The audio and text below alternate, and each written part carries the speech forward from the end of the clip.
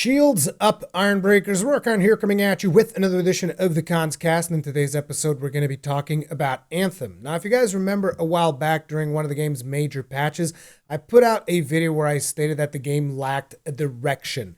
And that's pretty much how I felt after I read those patch notes. And it is something that I've kind of kept on feeling ever since I made that video. And I've been heavily criticized by a lot of people that are enjoying Anthem.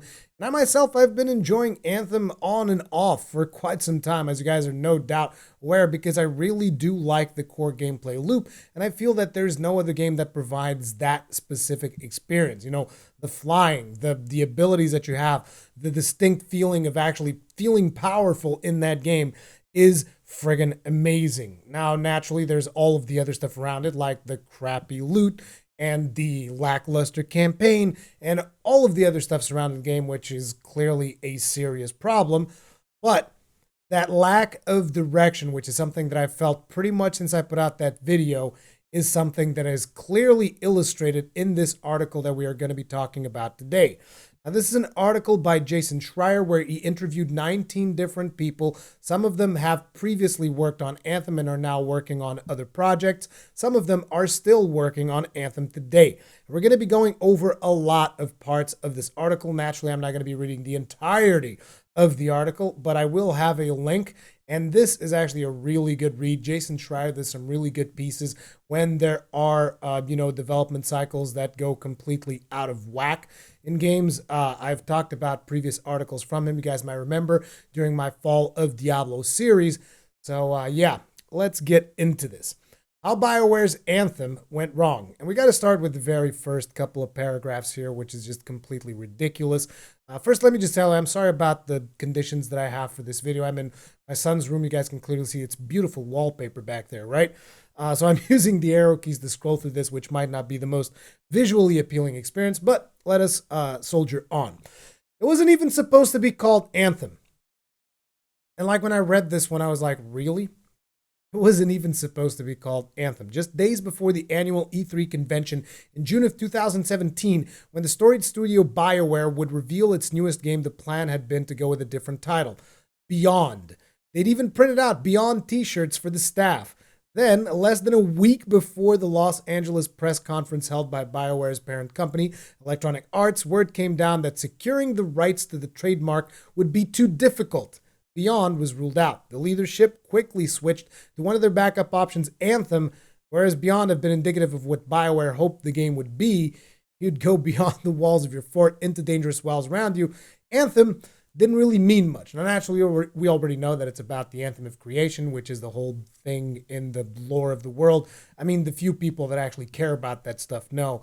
But it's like this whole beginning portion of this article tells you a lot about the development of Anthem, because this type of change it now is something that has permeated throughout the entirety of the development cycle of Anthem. It's like, the game is called Beyond right up until this point. A week before, it's like, nope, now it's called Anthem.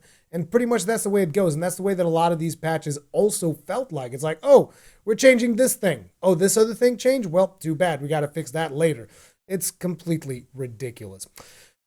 To some who worked on the project, it wasn't even clear what kind of game Anthem was until the E3 demo in June of 2017, less than 2 years before it actually came out. See, again, this paints you that picture that, quite simply, a lot of people, 2 years before the game came out, they weren't even aware of what the hell they were working on. And we're going to be talking more about this June 2017 demo, because one of the biggest hallmarks of the game was something that was created for the sole purpose of impressing one of the higher-ups at Electronic Arts. Fans have speculated endlessly as to how Anthem went so awry. Was it originally a single-player role-playing game like BioWare's previous titles? Did EA force BioWare to make a Destiny clone? Did they strip out all of the good missions to sell later as downloadable content? Is the loot system secretly driven by an elaborate AI system that keeps track of everything you do so it can get you to spend more money on the game? The answer to all of those questions is no. This account of Anthem's development based on interviews with 19 people who either worked in the game or adjacent to it. Oh man, reading through this has been extremely painful. Among those who work or have worked at Bioware, there's belief that something drastic needs to change. Many of the company now grumble that the success of 2014's Dragon Age Inquisition was one of the worst things that could have happened to them. The third Dragon Age, which won Game of the Year at 2014's Game Awards, was a result of a brutal production process plagued by indecision and technical challenges, which pretty much is the same thing that has happened to Anthem. It was mostly built over the course of its final year, which led to lengthy crunch hours and lots of exhaustion. Some of the people in Edmonton were so burnt out, said one former Bioware developer. They were like, we needed Dragon Age Inquisition to fail in order for people to realize that this isn't the right way to make games. And let me just tell you something. When you have developers in your team, which are essentially hoping that the game they've been working on fails just so that you realize that your current development strategies are completely unsustainable, that says a lot about your current company culture. And it in so many ways, this particular sentence tells us so much about Anthem that it just blows me away. Within the studio, there's a term called Bioware magic. It's a belief that no matter how rough a game production might be, things will always come together in the final months. The game will always coalesce. It happened on the Mass Effect trilogy, I would say with the exception of the ending of Mass Effect 3, which wasn't as much of a problem for me personally because I still enjoyed the journey up until that ending. It also happened on Dragon Age Origins and Inquisition. It's ridiculous. It's like, oh yeah, just keep doing what you're doing, and in the end, it will work out. Don't worry about it. At the beginning, they called it Dylan. In late 2012 and 2013, while finishing up the Mass Effect trilogy, Bioware director Casey Hudson and a small team of longtime Mass Effect developers started work on a project that they hoped would be the Bob Dylan of video games, meaning something that would be referenced by video games fans for years to come.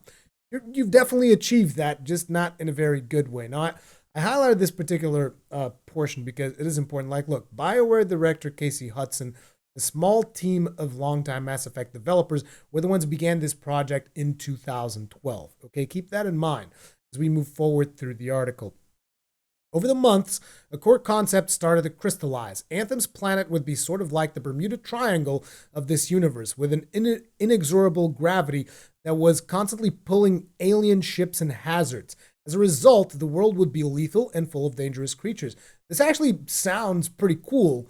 I'm not sure if this is still in the final version of the game. I highly doubt it because it doesn't feel like the game is pulling in stuff. The current concept of Anthem is actually a world left unfinished by its creators, by the Anthem of creation.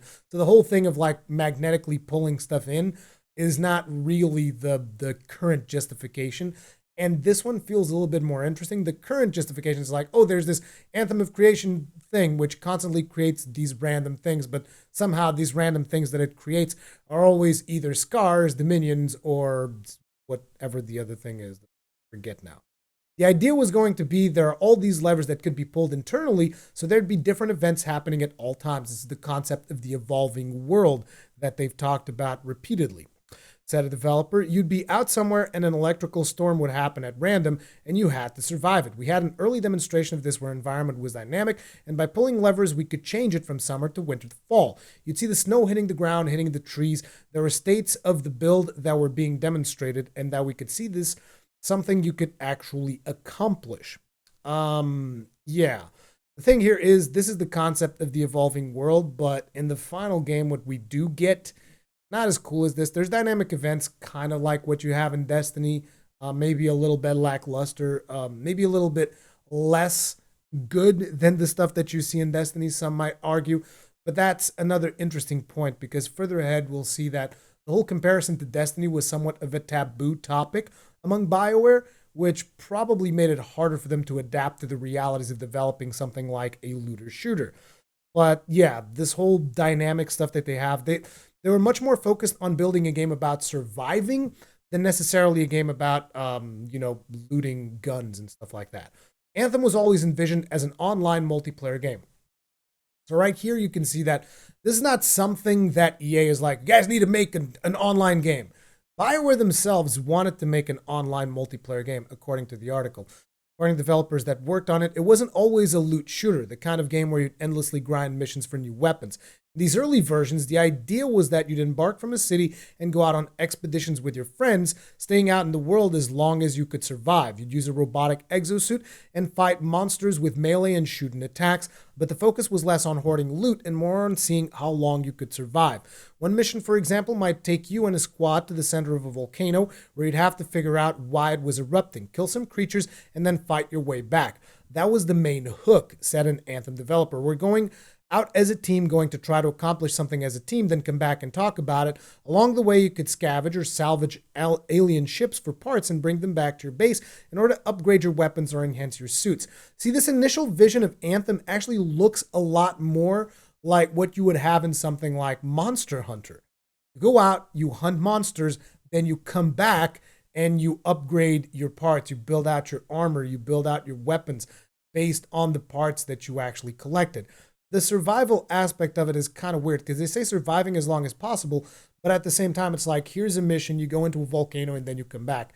That's not a survival mission. That's a mission where you go out on an expedition, you do an objective, and then you return. And I gotta be honest, that sounds really cool. The problem here seems that instead of following through with this particular vision of the game, what they ended up doing is like, no, we need to do our whole campaign thing. So they came up with the idea of Fort Tarsus, and then from Fort Tarsus, they came up with this whole thing about, oh, we're actually going to have a campaign with proper cutscenes and all of that stuff. And trying to combine those three aspects, even because you have the expeditions, and then you have the the type of campaign that they're trying to do, and then you have the whole Fort Tarsus aspect, and trying to combine all those three things just seems again that there's a distinct lack of vision because those three things don't work very well when put together. The Anthem team faced a major shakeup in August of 2014. As they continued to prototype and dream about their game, they lost their leader. Casey Hudson, who had directed the beloved Mass Effect trilogy and was supposed to be creative director on Anthem, was departing. The foundation of our new IP in Edmonton is complete, he wrote in a letter to the studio, and the team is ready to move forward into pre-production on a title that I think will redefine interactive entertainment. John Warner, a relatively new hire who had worked for Disney before joining EA in 2011, took on the role of game director. Bioware veterans like to describe Casey Hudson's Mass Effect team as the Enterprise from Star Trek. They all did what the captain said, and they were all laser focused on a single destination. By comparison, they called the Dragon Age team a pirate ship, meandering from port to port until it reached its final destination. Now the Enterprise no longer had its Jean-Luc Picard. And oh my god, dude. Like seriously, the Dragon Age team is a pirate ship? This actually is interesting because there are other articles that I've read in the past that talk about how apparently the team behind Mass Effect Andromeda was working on different systems. And you have to understand that there was this culture at Bioware. I don't know if it's still there or not. That you got like your A team, which was the Edmonton team. Then you had like your B team, which was like your Austin team or whatever. Then you had your C team, which was the Montreal team. And that was the team that actually worked on Mass Effect Andromeda. The team on Mass Effect Andromeda were actually the ones coming up with the ideas for inventory systems and all of that type of stuff to work in the Frostbite engine. And one article claimed that the Dragon Age team just kind of went in there and they're like, yeah, this is real cool. And they used it in Dragon Age Inquisition. And they just kind of like stole all this stuff that this other team had been working on. And that was an interesting article, but that was a long time ago that I've read that. So I don't remember the exact details of it. But it does line up really well with indicating that the Dragon Age team is a pirate ship meandering from port to port, taking whatever they could from all the other different teams. Oh man, it's so crazy reading through this. As development progressed, it became clear that some of Anthem's team original ideas either wouldn't work or weren't quite solidified enough to be implemented. Take traversal, for example. The mandate was that Anthem's world would be massive and seamless. But how would you get around? The team played around with prototypes, exploring different ways in which your exosuit could move vertically across the world, but for a long time they thought it'd be climbing up the sides of mountains and ledges, but they couldn't get that quite right. Early iterations of flying, which developers say was removed and re-added to Anthem several times. Again, see, this is the problem. Lack of directions. Like they added and removed flying several times. Like, can you even imagine now, in the current game, can you even imagine a scenario where Anthem didn't have flight? Like I would not even be interested in the game if it didn't have flight. Like legit, I would just not be interested in it because sure, I love the setting and all of that stuff, but one of the biggest things about it is the traversal that you have on there. So the fact that this simple thing took them this long to figure out is so telling. Anyways, re-added to Anthem several times. We're more like gliding, and members of the Anthem team say it was tough to get the system feeling all that fun, which is surprising because that is actually one of the best aspects of Anthem is flying around. Every time they changed the traversal, it meant changing the world design accordingly, flattening and stretching terrain to accommodate the latest movement style. So again, you can imagine how much work that was for the team that was actually working on the world map. It's like, oh yeah, by the way, we changed how characters move. Now they run real fast. It's like, okay, so now we need small hills that they can jump over. It's like, oh yeah, we changed it again. Now they fly. Okay, so now we need to add a lot of verticality to the map. Yep, okay, now we changed it again. Now it doesn't fly anymore and it doesn't even run fast. Okay, so maps need to be a lot flatter now. Yes, it's so insane. There were experiments with procedural encounters where dynamic creatures and environmental hazards would spawn randomly from the world, but those weren't working too smoothly either. That took a long time, said one developer. The game was super reliant on this procedural system that just wasn't fun. And I would argue still isn't. A lot of enemies actually just despawn out of nowhere. Even the last time that I played, I've had enemies just despawn in the middle of friggin' strongholds, which is ridiculous. The story started changing drastically too. In early 2015, veteran Dragon Age writer David Geider moved over to Anthem, and his version of the story looked a lot different than the ideas with which they'd been experimenting for the past few years. So basically, this guy was brought in to write the story, and people didn't like it. It was clear from the outset that there was a lot of opposition to the change from the rest of the team because they had different ideas of how they actually wanted the story to play out, he said.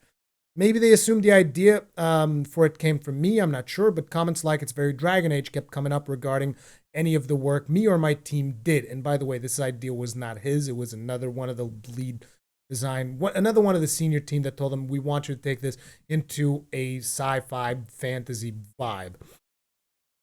Comments like it's very Dragon Age kept coming up regarding any of the work my team did, and it was not in a complimentary manner. There were a lot of people who wanted a say over Anthem's story and kept articulating a desire to do something different without really being clear on what was outside of it, just not being anything Bioware had done before, which was apparently a bad thing. From my perspective, it was rather frustrating. Now, I can sympathize with the people that are saying this because, like I've said in my review of Anthem, the story was extremely cookie cutter and there was so much room to take it in different directions, particularly that ending, dude. It was just like, come on.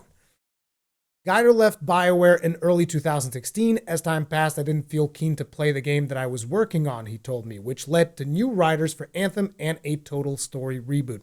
So in 2016, you have a complete story reboot, which is just like, that's 3 years before the game actually came out.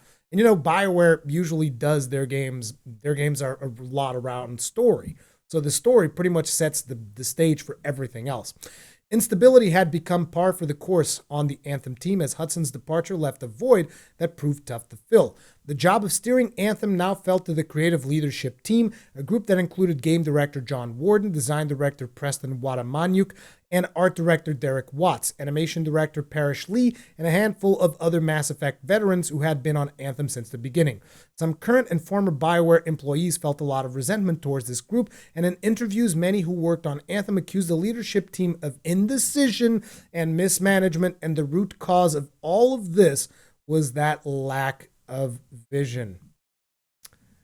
They might as well be quoting my friggin' thumbnail, said one former Bioware developer. What are we making? Please tell us. The recurring theme was that there was no vision. There was no clarity. There was no single director saying this is how it all works together. They never seemed to settle on anything, added that person. They were always looking for something more, something new, said another. I think most people on the team felt like we didn't know exactly what the game was or what it was supposed to be because it kept changing so much. Some people disagree on the fundamentals, and then rather than someone standing up and making a decision about how to proceed, the meeting would just end in no real verdict, leaving everything in flux. That would just happen over and over. Stuff would take a year or two to figure out because no one really wanted to make a call on it. So basically, there wasn't someone in the development team ever since Casey Hudson left There wasn't that one person that would tell the team, like, you'd have this whole panel of senior people saying, we should do this. And then someone else would say, we should do that. So let's say you should do X, you should do Y, you should do Z, right? You'd have three people saying three different things. And at the end of the meeting, there wouldn't be one person that would say, no, the direction forward is X or Y or Z. They would just stuff would just end up in limbo, which again, lack of direction. Throughout 2015 and 2016, it still wasn't clear what the basic gameplay might look like. Again, 3 years before the game came out, they still didn't know what the basic gameplay would look like. The story was changing constantly and progress on the game grew sluggish. One early idea was that there would be multiple cities, which eventually turned into one city and player-created outposts. Dude, player-created outposts would be so friggin' awesome. And you know what would be cool is instead of having the whole live service thing, like you could have a 4-player co-op game like Monster Hunter, and it would be... And I know that people are going to say, oh, here comes Rurikhan with his Monster Hunter antics all over again. But it's just like, it would be so much better if it was, more a co-op experience and less of a live service. At least in my opinion, it's so much great. Which eventually turned into one city and a mobile strider base, which eventually turned into a single fort. So you can see all of the different design iterations that they've gone through, which... At the same time, Bioware studio leadership had to focus much of its attention on Mass Effect Andromeda, a game that was causing headaches for just about everyone and whose rapidly approaching release date was set in stone. But another way, Anthem might have started to look like it was on fire, but Andromeda was nearly burned to the ground. Complicating these problems further was the fact that sometimes when the Anthem leadership team did make a decision, it could take weeks or even months for them to see it in action. I'm going to give you guys one attempt to figure out why that is. It's Frostbite. Of course it's Frostbite. Friggin' Frostbite is like the bane of the existence of most developers at EA right now. As a matter of fact, you could even argue like, look, what is the most successful game that EA has put out in the last couple of years? It's probably going to be Apex Legends, right? What is the one thing that Apex Legends has that none of the other games that they're working on has? It's not on Frostbite. Apex Legends is not on the Frostbite engine, and that is why Respawn Entertainment was able to make such a great game in such a short amount of time. I mean, and I say a great game, I personally don't care about Battle Royale, but you can't really argue over the success of that particular game, at least in my opinion. Bioware first shifted to Frostbite for Dragon Age Inquisition 2011, which caused massive problems for that team. Many of the features those developers have taken granted in previous engines, like a save load system and a third-person camera, simply did not exist in Frostbite, which meant that the Inquisition team had to build them all from scratch. Mass Effect Andromeda ran into similar issues. Surely the third time would be the charm.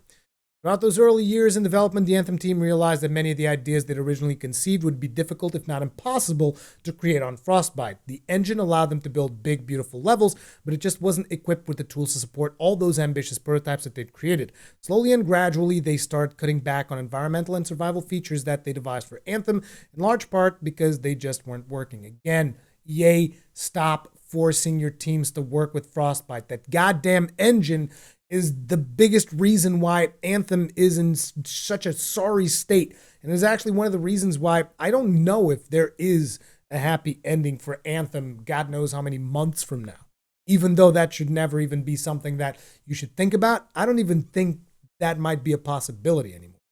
Oh my God, we can do this only if we reinvent the wheel, which is going to take too long. It was sometimes difficult to know when to cut and run. This is like one of the thoughts of one of the developers in regards to doing something in Frostbite. It's like they'd have to reinvent the friggin' wheel on this game engine.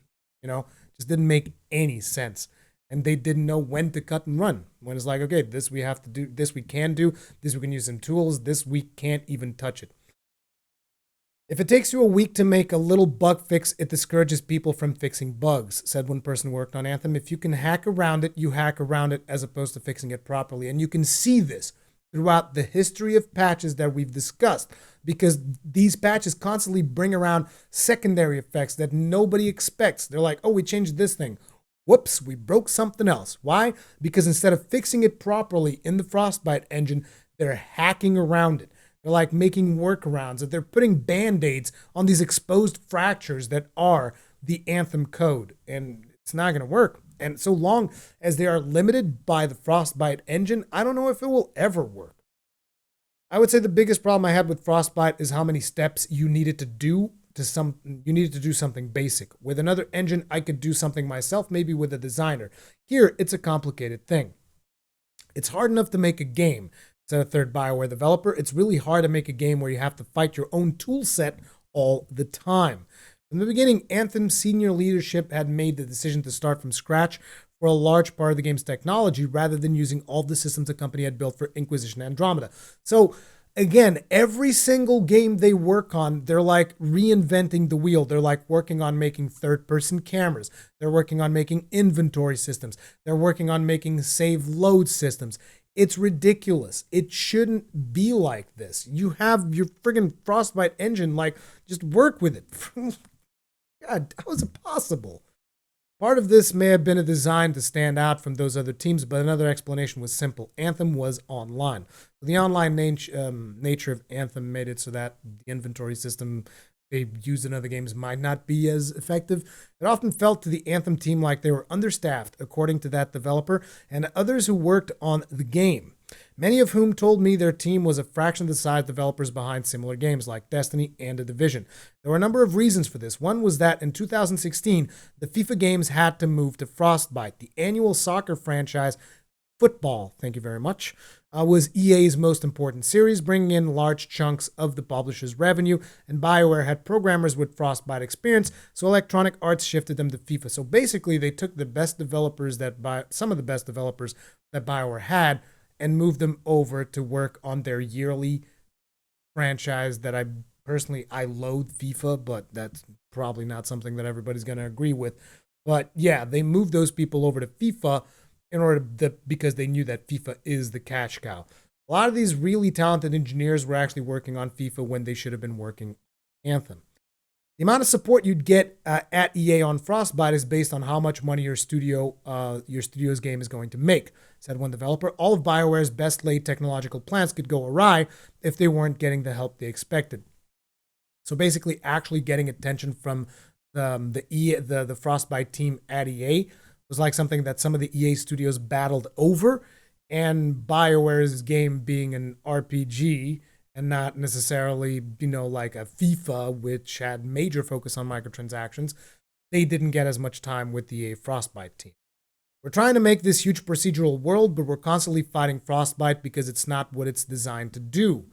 Things like baking the lighting can take 24 hours. If we're making changes to a level, we have to go through another bake process. It's a very complex process. And you remember that the Andromeda team had the exact same problem because they wanted to do Mass Effect Andromeda as this procedurally generated game, kind of like No Man's Sky, but in Mass Effect.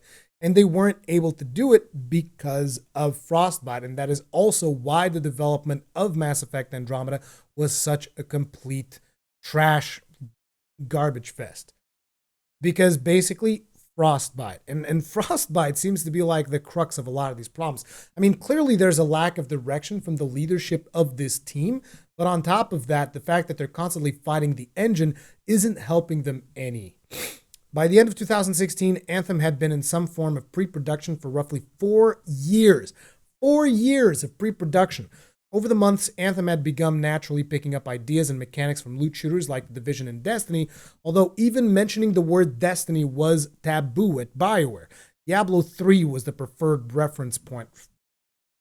Why wouldn't you look at what's on the market and improve on what's there? See that? Again, that's the blind stubbornness of like, no, we're not doing Destiny. We're doing something completely different.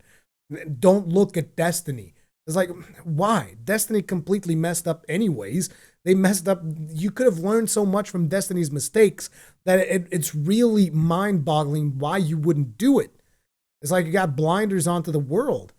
Few people who worked on the game said that trying to make comparisons to Destiny would elicit negative reactions from studio's leadership. Because leadership didn't want to discuss Destiny, that developer added, they found it hard to learn what Bungie's loot shooter did well. We need to be looking at games like Destiny because they're the market leaders, the developer said. They're the guys who have been doing these things best. We should absolutely be looking at how they're doing things. As an example, the developer brought up the unique feel of Destiny's large variety of guns, something that Anthem seemed to be lacking, in large part because it was being built by a bunch of people who had mostly made RPGs. We really didn't have the design skill to be able to do that. One long-standing Bioware tradition, oh god, we're getting to that part. But yeah, basically, everybody's complained about the lack of guns in Anthem, and they simply don't have the knowledge and that amount of variety of guns, which is what people expected because they had played Destiny, because they had played The Division, and they should have been looking at that stuff. But anyway, one long-standing Bioware tradition is for their teams to build up demos that the staff could all take home during Christmas break, and it was Anthem's turn during Christmas of 2016. Electronic Arts executive Patrick Sutherland, this is the guy that left Bioware, and they paid him like how many millions of dollars, I don't remember, it was ridiculous, whom Bioware's leadership reported, played the Anthem Christmas demo. According to the three people familiar with what happened, he told Bioware that it was unacceptable. Sutherland did not respond to a request for comment. He was particularly disappointed by the graphics. It's like, gameplay doesn't matter, guys. The game just needs to look pretty.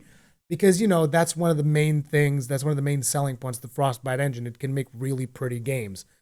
This is not what you had promised me as a game, said one person who was there. Then those developers said Sutherland summoned a group of high-level Bioware staff to fly out to Stockholm, Sweden, and meet with developers at DICE, the studio behind Battlefield and Frostbite.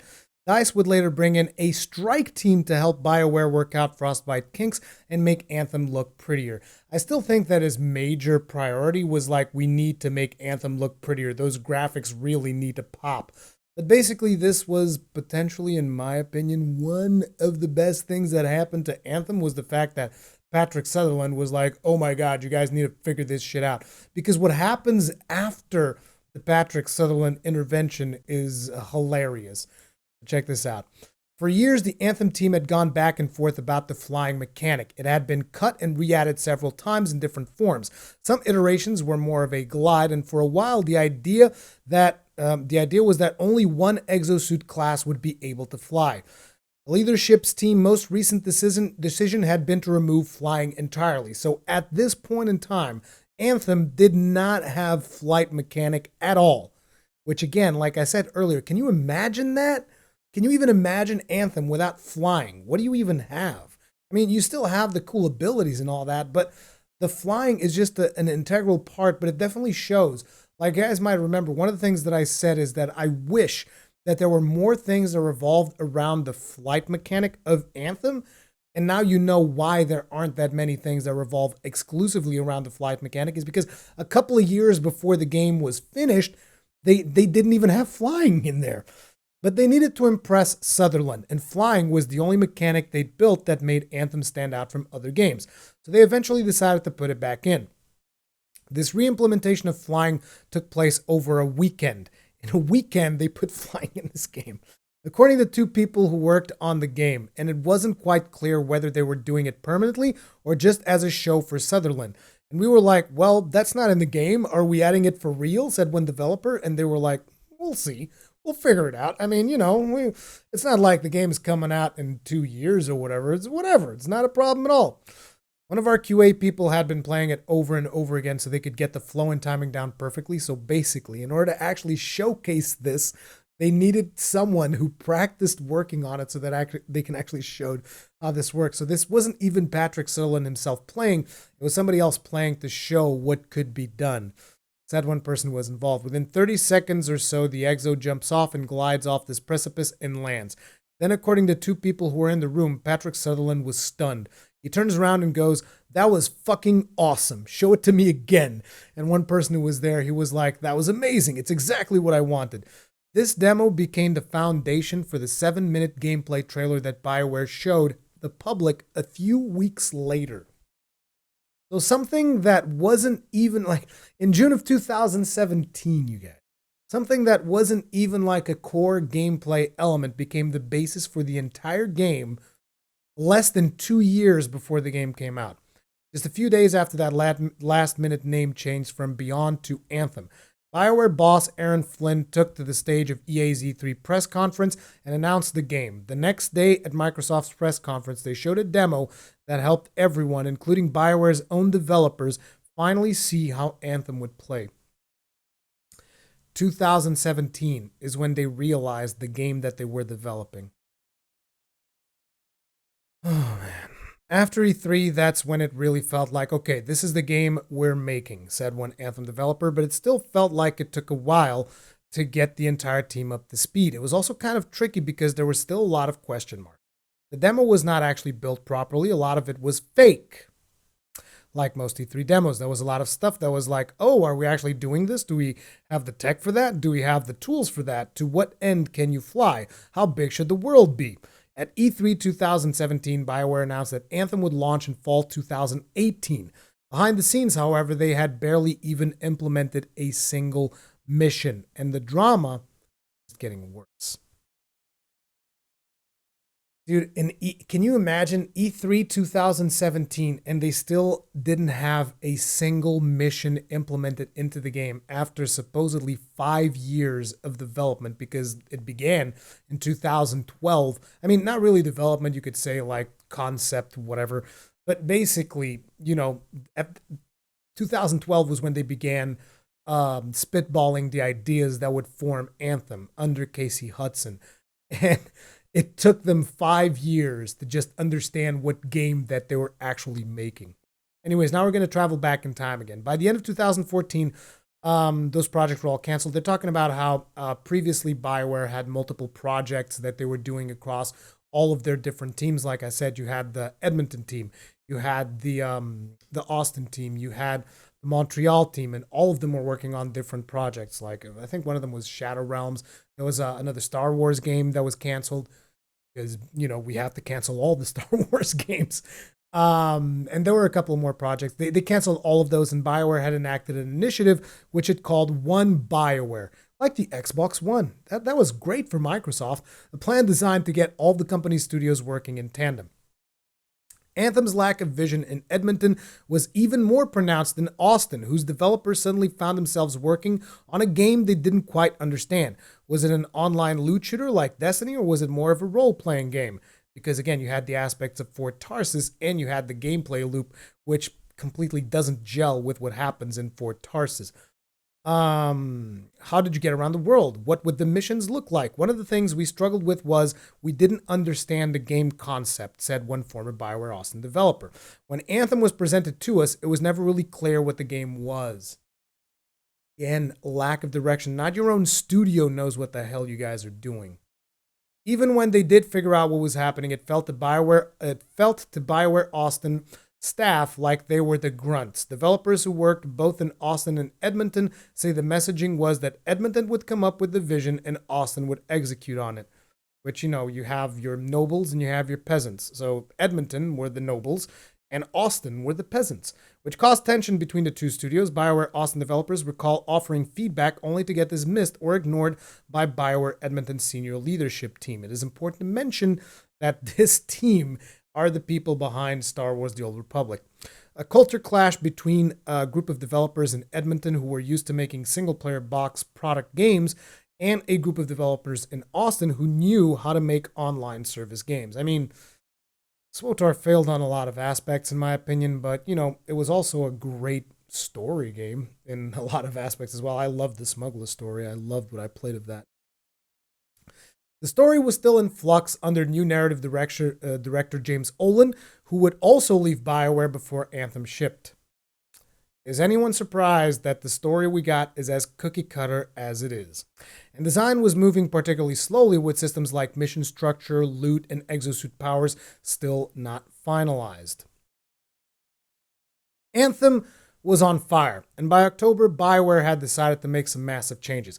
That summer, studio general manager Aaron Flynn departed, so we went from, we had Casey Hudson being head of the game, then John Warner was head of the game, and now we lose the studio's general manager, Aaron Flynn, who is the person that announced this game at E3 2017 to be replaced by a returning Casey Hudson. So Casey Hudson comes back.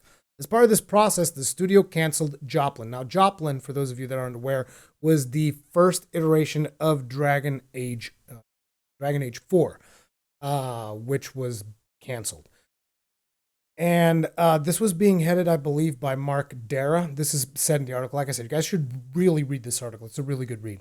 Laidlaw quit shortly afterward, and Bioware restarted Dragon Age 4 with a tiny team under the codename Morrison. Meanwhile, the studio moved the bulk of Dragon Age 4's developers to Anthem. So pretty much all of the developers that were working on Project Joplin, which was the first iteration of Dragon Age 4, were moved over to Anthem, and Joplin was canceled outright. So you already know that Dragon Age 4 has already went through one iteration, and it's already dead, and it's already on a new iteration, currently codenamed Morrison, I would imagine, which, Jesus Christ, it's already bad news for Dragon Age 4 as well, which moved all its developers to Anthem, which needed all the company's resources if it was going to hit the ship date that EA was demanding.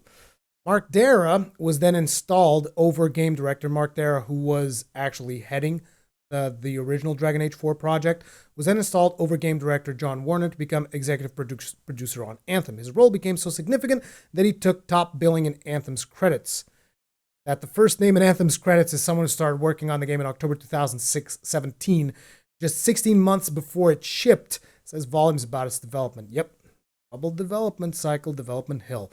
By the beginning of 2018, another form of developers' recollection, Anthem's progress was so far behind that they'd only implemented a single mission. Most of the high-level design had not been finalized, like the loot system and javelin powers, and the writing was still very much in flux. They talk a lot about the 6 years development time, but really the core gameplay loop, the story, and all the missions of the game were made in the last 12 to 16 months because of the lack of vision, I said lack of direction, total lack of leadership across the board.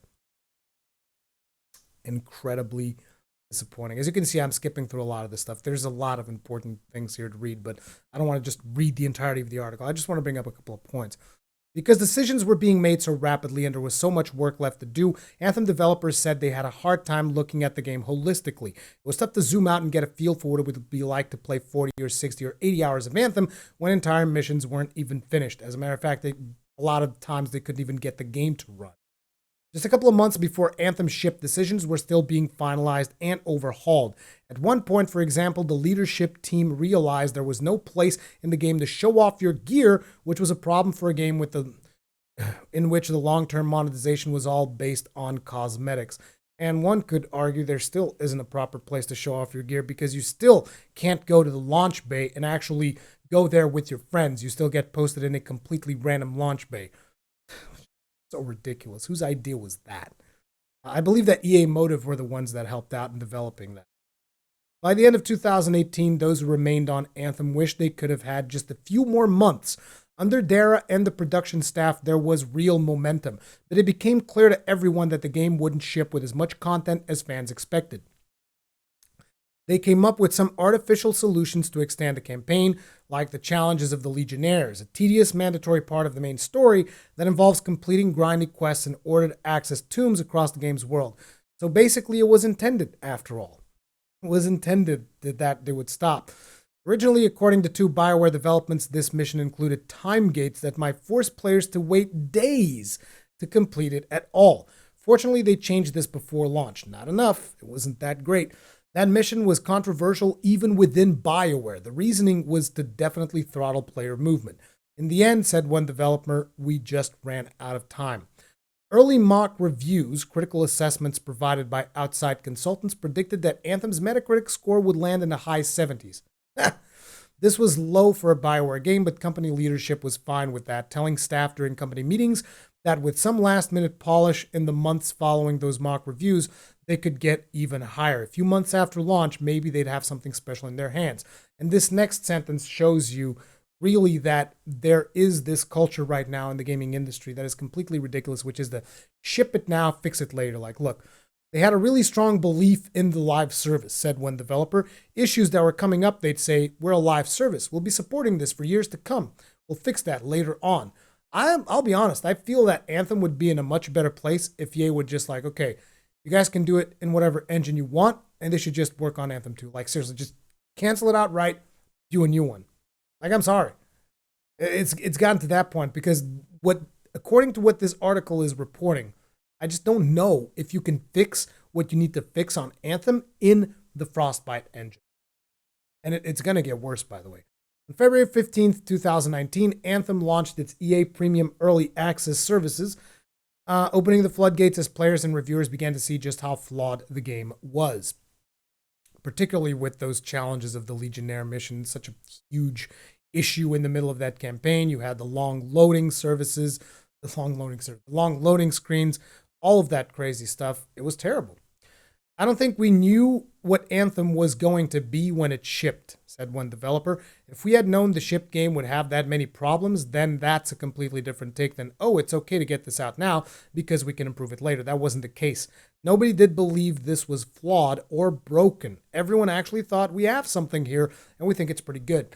So this actually informs me that it wasn't necessarily a problem with the QA team like I initially reported on, because I told you guys, like, I don't feel that they test this stuff. What I think happens is they definitely don't test it, but it's not because they don't want to. It's more like they just instantly push stuff out. Like, there is no testing. They just decide not to test because they don't have time. Their process no longer includes QA testing, which is ridiculous. Like, how you can't ship a product without properly QA testing it. You can't do that. But that's essentially what they are doing. And it's been proven throughout the many patches that I've reported on that basically they don't test those patches. And apparently they didn't even test the final game. It's completely impossible to put out a game like that. What the hell were you expecting? One big change that's already been enacted at Bioware is a new technology strategy. Developers still at the studio say that under Casey Hudson, rather than start from scratch yet again, the next Dragon Age will be built on Anthem's codebase. That's scary, because what you guys should be doing is the next Dragon Age will not be on Frostbite at all. That's what EA should be doing. That's what EA should be shifting towards, is to not use Frostbite, because it's completely and utterly ridiculous that you keep pushing this onto your developers and then you don't give them the proper resources for them to actually work on the games that they want to work. Because, like, let's face it, EA... Like, what is Dragon Age 4 going to do for EA? Is EA really going to put their development efforts on a single-player game after they repeatedly stated that they do not want to work on single-player games? Like, I don't think that's the thing. So basically, is Dragon Age 4 going to be a 4-player co-op game? Which actually seems in Dragon Age 4, 4-player co-op. Is it going to be a live service? Are we going to have a Fort Tarsus in Dragon Age 4? Like, I'm just like, really? Because here's the thing. He says they're going to use Anthem's code base to develop Dragon Age. Anthem's code base was developed for a multiplayer game. That means that Dragon Age 4 most likely might end up being a multiplayer game first. Anyways, another interesting thing about this article is that apparently, where was the... I'm missing something here. Here we go, the update. Minutes after the publication of this article, EA and Bioware put up a blog post in apparent response because Jason sent over a bullet-pointed summary of what was in the piece in order to get like a comment from them. And even though they didn't actually read the article itself, they just read the bullet points, they published their post before this article was even published, which was weird. But anyways, the post that they put up in the Bioware blog is this. Anthem game development. We'd like to take a moment to address an article published this morning about Bioware and Anthem's development. First and foremost, we wholeheartedly stand behind every current and former member of our team that worked on the game, including leadership. It takes a massive amount of effort, energy, and dedication to make any game, and making Anthem would not have been possible without every single one of their efforts. We chose not to comment or participate in this story because we felt there was an unfair focus on specific team members and leaders who did their absolute best to bring this totally new idea to fans. We didn't want to be a part of something that was attempting to bring them down as individuals. We respect them all, and we built this game as a team. We put a great emphasis on our workplace culture in our studios, the health and well-being of our team members, something we take very seriously. We have built a new leadership team over the past couple of years, starting with Casey Hudson as our general manager in 2017, which has helped us make big steps to improve studio culture and our creative focus. We hear the criticisms that were raised by the people in the piece today, and we're looking at that alongside the feedback we've received in our internal team surveys. We put a lot of focus on better planning to avoid crunch time, and it was not a major topic of feedback in our internal postmortems. Making games, especially new IP, will always be one of the hardest entertainment challenges. We do everything we can to try and make it healthy and stress-free, but we also know there's always room to improve. As a studio, as a team, we accept all criticisms that will come our way for the games we make, especially from our players. The creative process is often difficult. The struggles and challenges of making video games are very real, but the reward of putting something recreated into the hands of our players is amazing. People in this industry put so much passion and energy into making something fun. We don't see the value in tearing down one another or another's work. We believe articles that do are making our industry and craft. We don't believe articles that do are making our industry and craft better. Our full focus is on our players and continuing to make Anthem everything it can be for our community. Thank you to our fans' support. We do what we do for you. I gotta be honest, this just feels like a complete damage control post right here, and it's ridiculous. It's like it's not. They sound almost like this post almost sounds like, oh, Jason Schreir is going to put out a massive hit piece on our talent, and we can't have that. And it's like, what are you? It's not a hit piece. These are facts, and it's not like Jason Schreir is putting this out, as just to bring you down. Like, you've made this yourselves. Everybody can see it in the final product. I myself, I've been trying to support Anthem to the best of my ability because I appreciate the core gameplay loop that is there. But ultimately, criticism is warranted when there are legitimate problems. And Jason Schreir's article sheds a light on a lot of things that I've been wanting to know. Like, those of you guys that actually make it this far into the damn video, because it's going to be so damn big. But a lot of you guys might have seen that I made a Twitter post before Anthem came out where I said I would love to interview the team behind Anthem, specifically because I wanted to know more about what happened in the process of this game, because I could already see there were a lot of things that were going to be problematic. And it's like, that's what Jason did. He reported on the problems that you guys have as a studio, something that you need to work on. And I feel like this article is the problem. You're trying to like, oh my God, this is like, we had problems, we had issues, but we don't need hit pieces. It's not a hit piece. These are facts. I don't understand. Either way, I just have to say once again, even though I don't agree with Jason Schreir on a lot of topics, like particularly when it comes to Assassin's Creed Odyssey, I would have to say that I really do appreciate his work. And yeah, it was good to just shine a light over what the hell happened in this big mess, because a lot of us are still passionate about this game. A lot of us still hold out some hope. I mean, I have to say this particular article kind of takes a lot of that hope away from me personally, because it seems like, you've had problems with Dragon Age Inquisition with your Frostbite engine. You had problems, massive problems in Mass Effect Andromeda because of your Frostbite engine. And you have major problems in Anthem because of your Frostbite engine. It's basically like the issues that Anthem has are seeped to the very core, to the very game engine. And you're planning on using that engine to work on Dragon Age 4? Yeah, I just don't know what to say about that. Anyway, you guys let me know what you think about this video. Thank you all very much for watching. If you enjoyed it, hit the like button. If you didn't enjoy it, hit the dislike button. If you guys are new here, subscribe, notifications. You guys know how that stuff works. Comments, feedback in the comment section down below. I'll see you guys